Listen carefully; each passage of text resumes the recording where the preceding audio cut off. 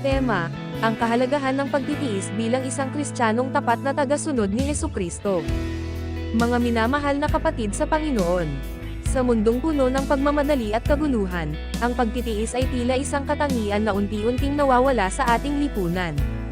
Ngunit bilang mga alagad ni Hesukristo, mahalaga na ating pahalagahan at isabuhay ang kahalagahan ng pagtitiis. Sa kasulatan, matatagpuan natin ang maraming patnubay at mga aral hinggil sa kahalagahan ng pagtitiis.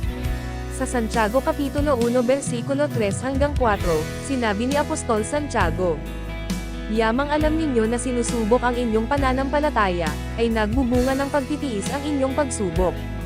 At ang pagtitiis ay magkaroon ng ganap na gawa, upang kayo'y maging sakdal at lubusang naglilikha sa inyo ang pagtitiis."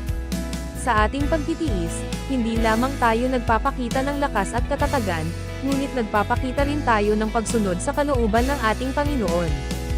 Sa mga oras ng paghihirap at pagsubok, ang pagtitiis ay nagbibigay sa atin ng pagkakataon na lumapit sa Diyos ng higit pa at magtiwala sa Kanyang plano para sa atin.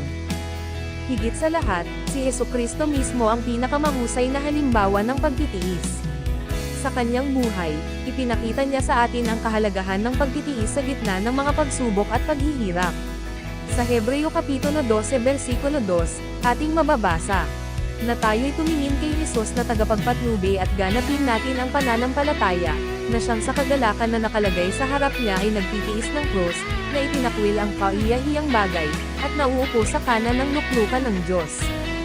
Sa ating pagsunod kay Kristo, tayo ay tinatawag na sundan ang kanyang mga yakot at magtiis gaya niya. Sa pamamagitan ng pagtitiis, tinuturo natin sa mundo ang tunay na kahulugan ng pagmamahal, kababaang loob, at pananampalataya. Kaya't mga minamahal na kapatid, huwag nating kalimutan ang kahalagahan ng pagtitiis sa ating buhay bilang mga Kristiyano. Sa tulong at biyaya ng ating Panginoon, magpatuloy tayong magtiwala at magtitiis sa anumang pagsubok na ating haharapin. Naway maging inspirasyon tayo sa iba sa pamamagitan ng ating tapat na pagtitiis. Amen.